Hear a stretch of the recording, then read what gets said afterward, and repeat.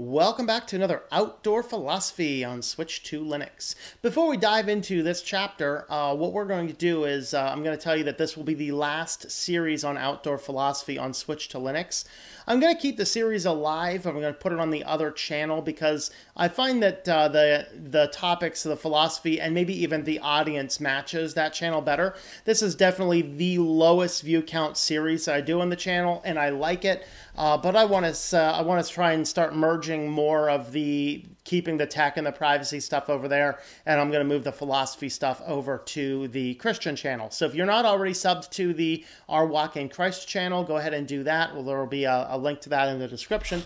And that's where you can catch the Outdoor Philosophy series going forward into the future. But we're going to wrap up this book here.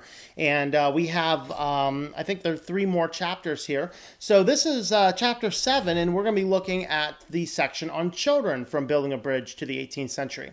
This is a very fascinating chapter that I'm going to start out by disagreeing with this very beginning, but that shouldn't really impact the view of the chapter, because he still does do a lot of history and follows this through the same premise, suggesting that a philosophy came forward in the 18th century that is something we might like to go back to.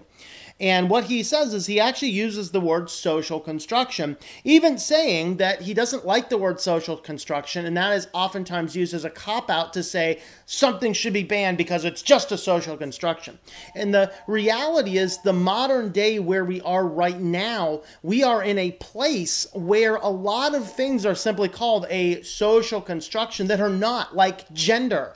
Gender is not a social construction, people. We are biologically, whether you believe that is made by God or evolved from apes, biologically, we are male or we are female. That is the way it is.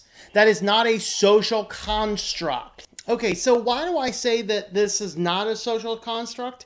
Well, for me personally, it's because the scriptures speak to it otherwise.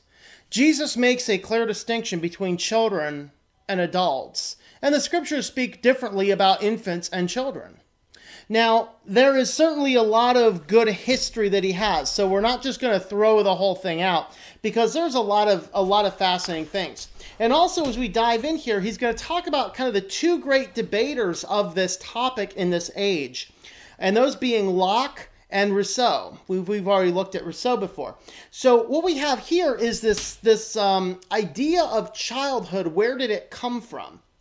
And the Locke represents the Protestant Reformed view. It represents the, quote, Christian view, of course, from more of a secular standpoint, because I don't think Locke quite had it either, because he simply says that children are just born as this blank slate, and through enough direct education and rigorous discipline and even shame, we can bring these young people that look like miniature adults into adulthood in a civilized world. Rousseau was what you'd call a romantic. He believed that childhood was simply a more natural state, and through all of this education, through all these types of things, that we drove all of that out of people to produce a fake reality of what we are. Now, this represents what is called the Protestant view and the Romantic view. And there's actually 2 fascinating movies which will look at these 2 principles. And one of them, I guarantee probably everybody's heard of. The other one, I'd be really surprised if anybody's heard of. So those 2 movies, of course, Robin Williams' Dead Poets Society represents the Romantic view. Now, that was specifically about the battle between the Romantic view and the Protestant view, because the school he was at, it was all about teaching the radical view, it was about teaching the people the discipline. If you remember the core 4 things they talked about, and I can't remember what they were, but it was like discipline and study and all these these things to mold these young men into productive members of society. And Robin Williams comes in. He's a romantic, saying, no, we need to examine our life. We need to look for the joy. In fact, he said, you suck all the marrow out of life, which actually came from Thoreau. And so you had that movie was about the romantic view. And of course, the thing about the movie is that while it drove a lot of people into this thing and had this powerful ending scene, and these young men found themselves it didn't get anywhere. And that's the problem with the romantic view. It's all about sentimentalism, and it doesn't actually get you anywhere. In fact, it kind of stands against the hard working, the hard moving, just all that kind of stuff. So you have that kind of battle going back and forth. Now, the movie Emperor's Club instead focuses on building up. It's more the Lockean view, where it's about your ethics, it's about your standard, and it's about how education can guide you in those things. And sometimes, now, it's not exactly about the Protestant view, but that's the overall dominating way that that particular school taught. So if you get a chance to check out those two movies, especially in light of the Protestant view versus the romantic view, it's worthy of looking into, because that's kind of where he looks at here. Postman is looking at those two views. Of course, Locke basically looked at education as the path, and this is what we looked at earlier, where education was the path to bring somebody to a civilized member of society. Of course, Mark Twain with Huckleberry Finn keeps on poking and prodding at that. With Huckleberry Finn looking at this talk about all this civilized. I don't want to be civilized. That's because Twain had that tinge of romanticism in him that said, you know what, maybe he was better finding inside of himself. And this is where the romantics have it right in that respect. That you can drive out the soul of mankind with enough hard, rigorous study. For sure you can. And so really the true balance is being between education and learning and having that passion and that heart and that desire. When you can meld those two together, that is when you have a successful person in society. So we don't want to have just one or the other. All right. And so he kind of gets into this discussing the two different views and the differentiation. And then what he's doing is, here's kind of the analogies is the blank slate or the pruning plant. As a child grows up, he just needs pruned in various places in order to shape and mold him in the way he needs to go. That's more of like the romantic view. You take the passions and the desires and you prune here and you prune there and you move them into the direction, into the mold you want. Versus Locke said, hey, it's like a blank slate or the blank book and you're going to write into it the things that you want. Well, the biggest problem with the Lockean view or the Protestant view is you can write into that the most absurd stuff. This is what happened. Children of the Nazi Germany was written into their core, pushed and pushed and pushed how bad certain groups were, and the best way we survive as a society is to wipe them out. Well, that's not exactly right. And that's the problem with the blank slate view. So both of the views had some issues, and both of the views had some strong points. And so how does this relate? Of course, they had some discussion with Dewey and with Freud and things like that. Now, the problem and where Postman starts to go and starts to raise these questions is if it was simply a matter of the information being different, well, nowadays, children have the same access to information that adults do. And so really, what is the difference? And Postman has an entire book called The Disappearance of Childhood, where he's looking at how the movement of society, the movement of information, the internet age, et cetera, is really causing the loss of childhood, because children now have access to the same pains. They have access to the same problems, the same everything that you would find anywhere else. And so he asks this question. What is it that what does a 40-year-old have to teach a 12-year-old if both of them have seeing the same television programs, the same advertisements, the same news shows, the same CDs? And this is kind of, in my opinion, another logical fallacy of Postman, because while we have access to the same information, we focus on different things. Me as a 40-year-old, and I was sitting next to a kid who I think is like 11 or 12 the other day, at one of the groups I was at, and he's got his YouTube stuff up, and I'm like, well, what are you liking on YouTube and stuff? I know a little bit about YouTube, of course.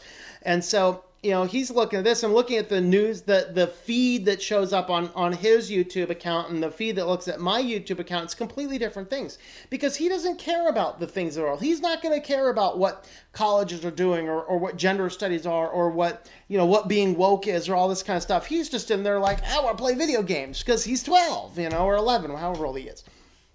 And when you take that out, while we might have access to the same information, we focus on different things, and more importantly, we interpret things because we get information in and we have to filter the information through our life experiences, and what information means to us depends upon our life experiences.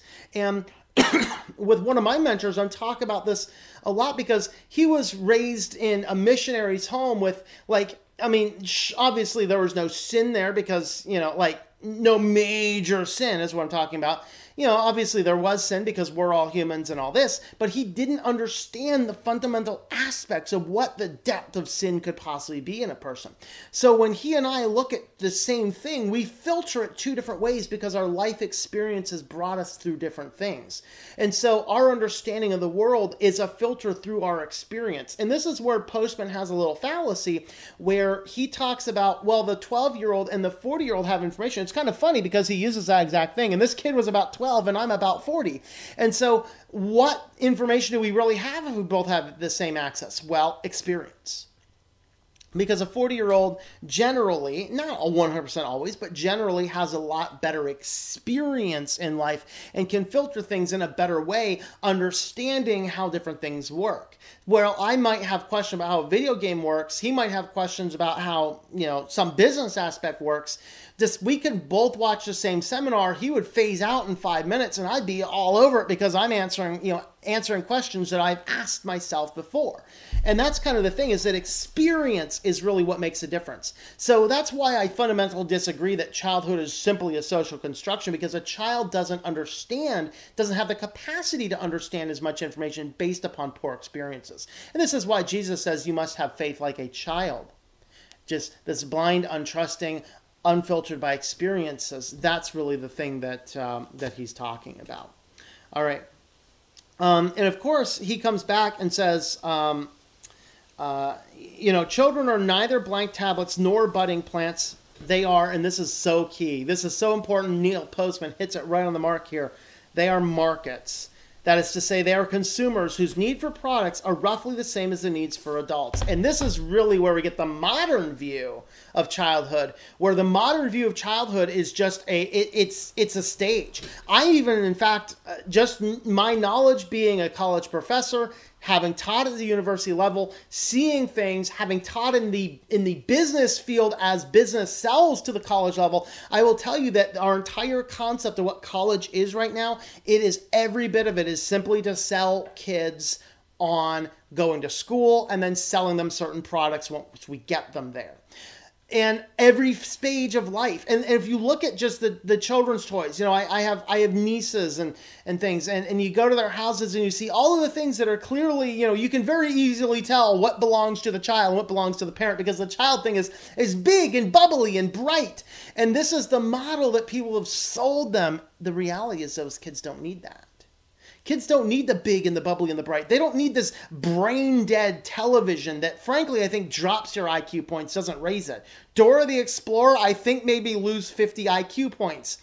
As I was babysitting, a mentally challenged girl a number of years back, and I'd watch her, and she was mostly blind, so she could hear really well, and she just loved Dora the Explorer. So we'd put on Dora the Explorer. She liked listening to that.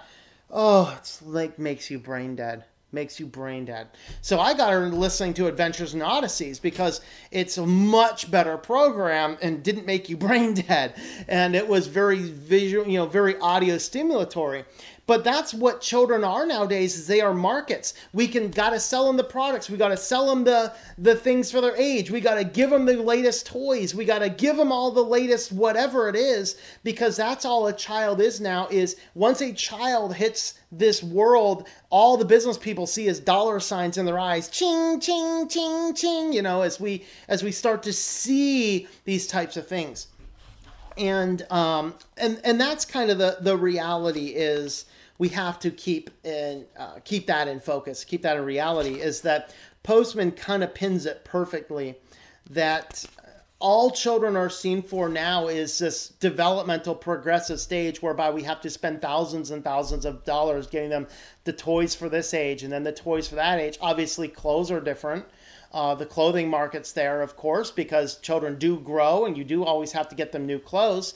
But then do you have to get them the latest games, the latest toys, the latest whatever that are, quote, age appropriate? Or is age appropriate just another business-based construct saying, hey, this is what we can sell in this month, and we know that a child brings X number of commerce, and how can X, Y, or Z corporation get involved in X number of commerce based upon that? That's a good question. And so Postman gets in here and asks this question on page 128. Let us proceed as if childhood is reclaimable in some form. In other words, Postman says, while this is a social construct, it's a social construct we should have. I'm arguing it's not a social construct, it's something that just is. He says, let's proceed as if childhood is reclaimable in some form. How can we give it a voice? And he talks about three institutions: the family, the school, and the government. And the family, of course, this is sad because families are starting to become disintegrated. It is becoming more and more common that children are growing up without both parents in the home rather than with both parents in the home. And that causes a lot of devastation. I know. I came from one of those families when that still wasn't all that popular. And the family's starting to crush down. Not only is families crushing down, but the cost to live is now so high. Both parents might have to work. Supposing you do come from a two-parent home, both parents need to work, and so everyone's running their own directions. And then this produced an entire culture for kids with it. Now we got to get all these things. I start seeing all these programs. Like I just passed by one today. There's this church like, the Stay and Play program for 1-year-olds. I gotta say, my brother's doing it right, where he's like, I don't make a ton more. Like, if I went to work and pay daycare, we really only are $20 to $50 a head a week. For $200 a week, I'd rather raise my own kid. And so he readjusted his work schedule, so he only works part-time, only works on the weekends. While his wife's the major breadwinner.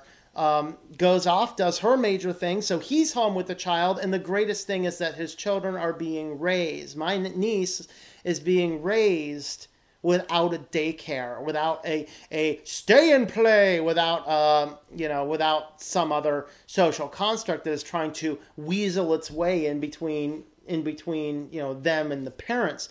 And of course, this has bred this concept where we tend to think that institutions and that experts and whatever else are the better for our kids. And I've seen this in a lot of things where it's like, I'm going to defer to the school's opinion because they're the professionals.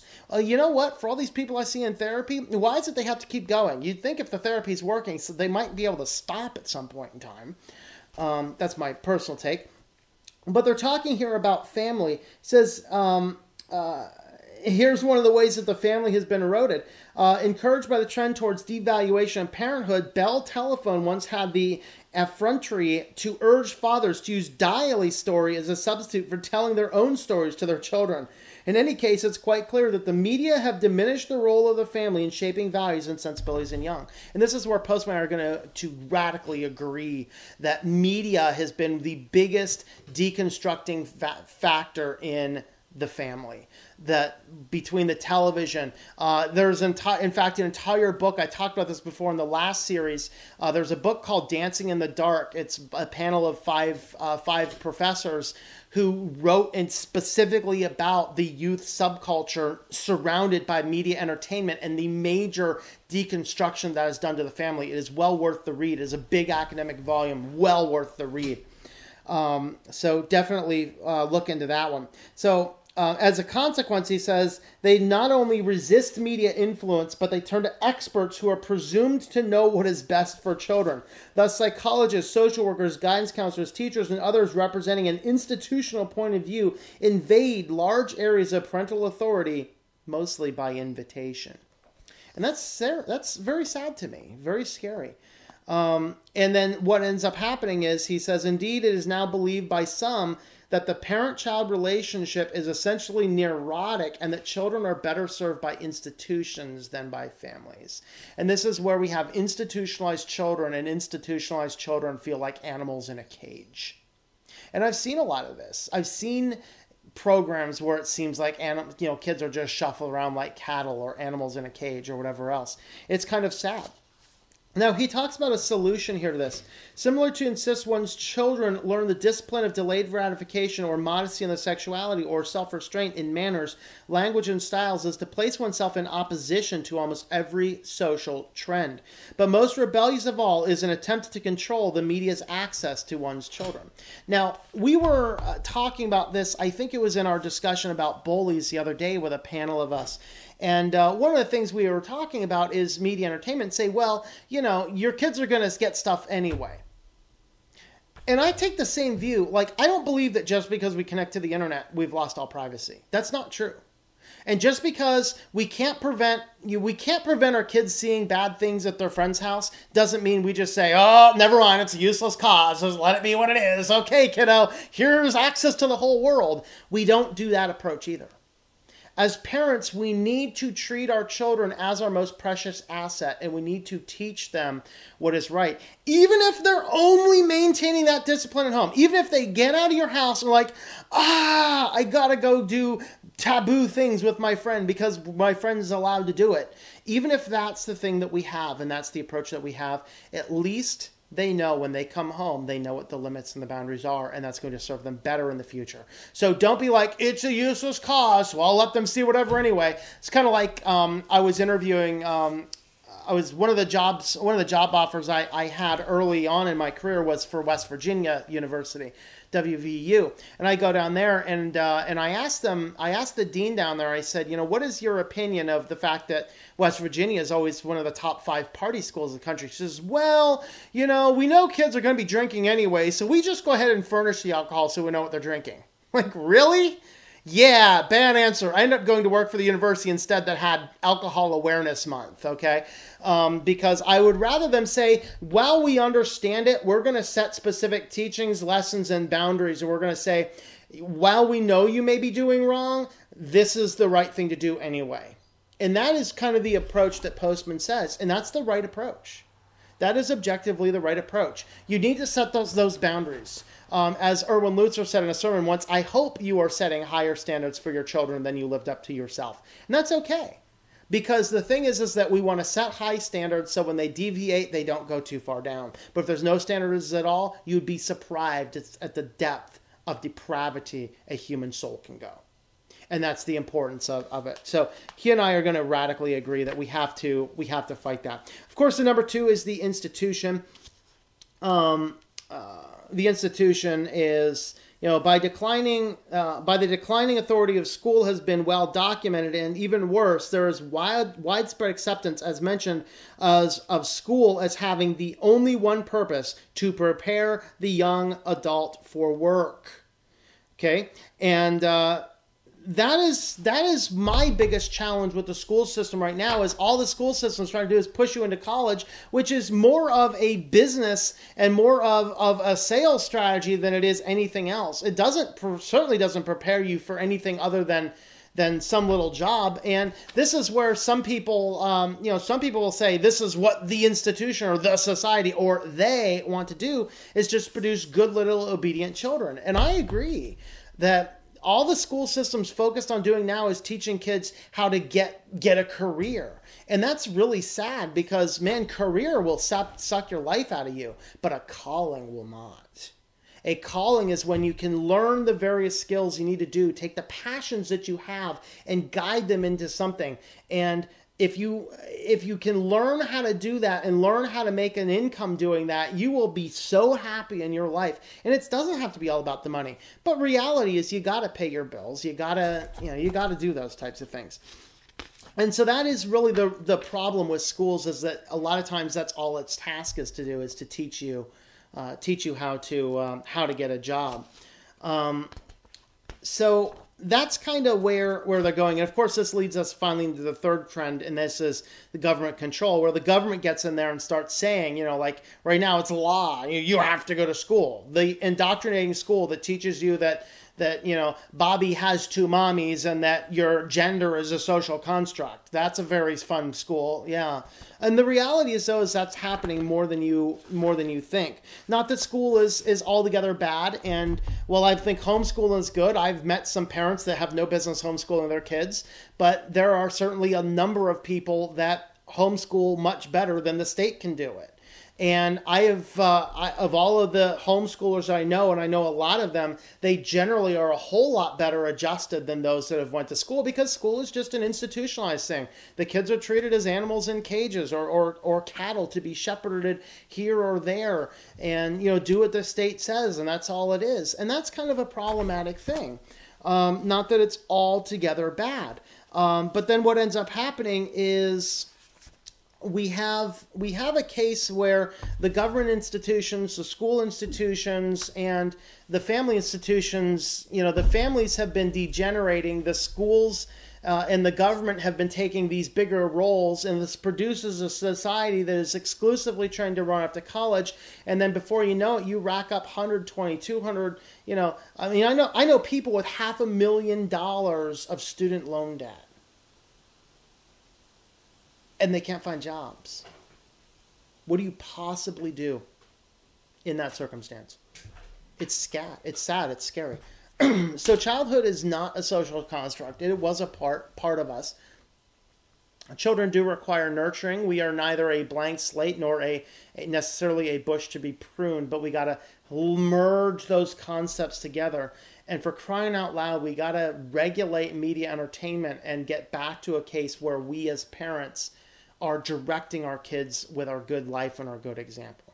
That's really the key and the goal. So this was a great chapter. I encourage you to read it. Even though there was a lot in there I disagreed with, it was still a fascinating chapter. And I agree with this final premise. If we're going to rescue children, we need to put the biggest authority back in the hands of parents. We need to keep the kids, regulate their media entertainment. And we need to treat them with the dignity that they are young people that will be adults, and that they do have value in who they are. And we need to have deep levels of communication. Those parents of us have to have deep levels of communication with our kids. So that's kind of the viewpoint. Let me know what you thought about all this, and if you read this chapter, let me know the information below. So thank you for watching this outdoor philosophy on Switch to Linux. I hope you've enjoyed this video from Switched to Linux. If you'd like to help support the channel, check out the links at the top. There is another video over here. You can check out our Patreon page down here. And you can check out shop.switchtolinux.com for information on a t-shirt like this or some other designs. Thanks for watching, and I hope that you enjoy switching to Linux.